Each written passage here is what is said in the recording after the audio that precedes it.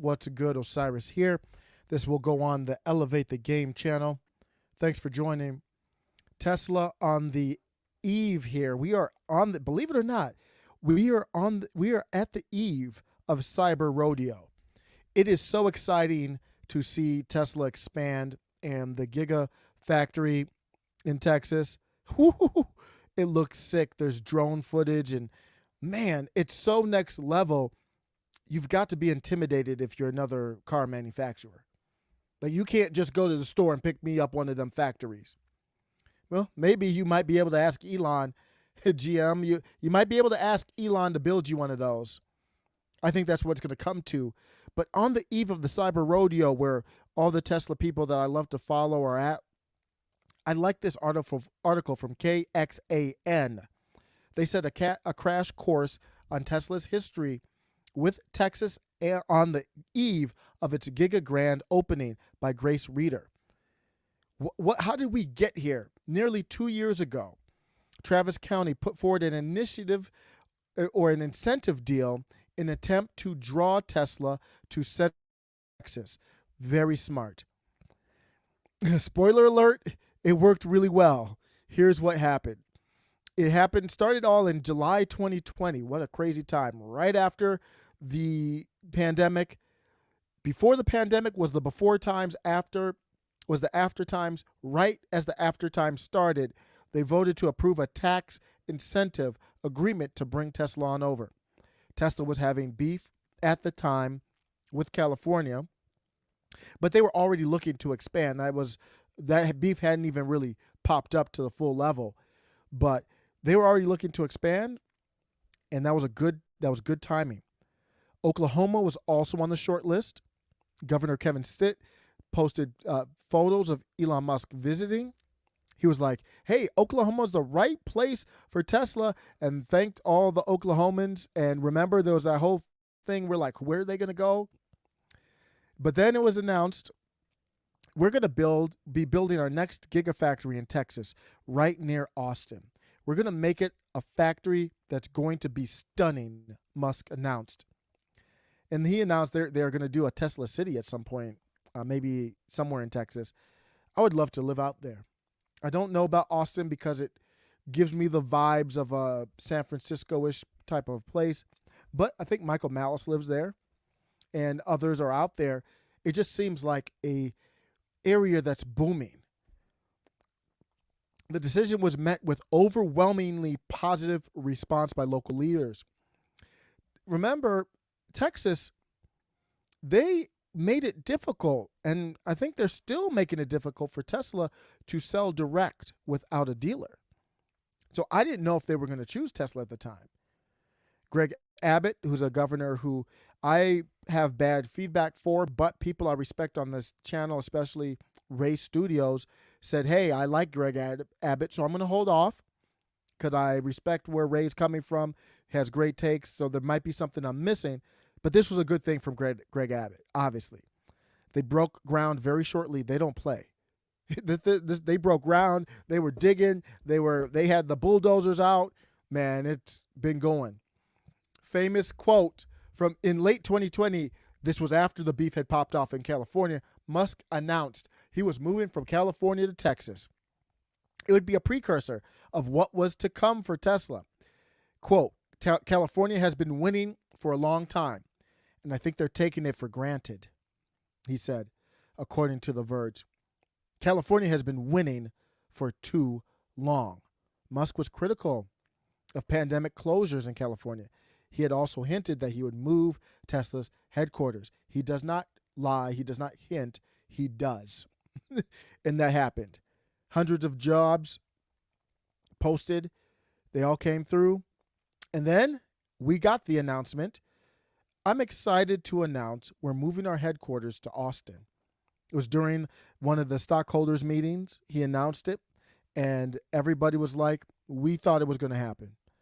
The Lone Star State is the land of opportunity and innovation, Greg Abbott tweeted. Welcome. They got the paperwork in. This is all 2020. This is before like all the supply issues and all that stuff. Thankfully, they got this in because I think it would be more difficult to build the factory now, obviously, more expensive.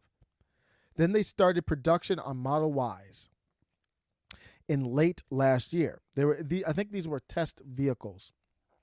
According to that same update on the test vehicles on the Q4 earnings call, Elon Musk announced the Cybertruck is in the development phase and is planned to be made in Travis County along with the Model Y.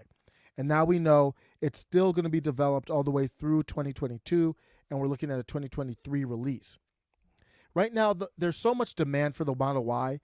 I think the reason why they pushed the Cybertruck is because if you want to buy a Model 3 or a Y right now, I don't think you can get one in 2022. You've got to wait till 2023. So why would you put on top of that? And the only reason that's the case is because of the limitations with supplies, batteries, of course. So why would you take away? It's not like you could add the Cybertruck onto that. You would have to take batteries away to do it. Why not wait another year? There's no rush. Perfect kind of their thought behind it. They got to make some changes to the prototype, and I believe they have more than one now. Let's see what they show at the Cyber Rodeo. I wouldn't be surprised if we see some tricks. I mean, Elon just invested in Tesla. People are going to be out there clowning, partying. I wish I could go out there. It's going to be like a Tesla Palooza, like a Disney World of Tesla. And just put the Cybertruck in 2023. People will be happy. Now, if you have a reservation on the Cybertruck like myself, and for those who don't know, I do have the SR Plus at the time, Model 3, so it's the lowest version you can get. I'm very happy with it. I'm very happy as a Tesla owner and someone who owns Tesla stock. I'm very happy. The Cybertruck is going to be the next evolution, so don't Rush it. No need.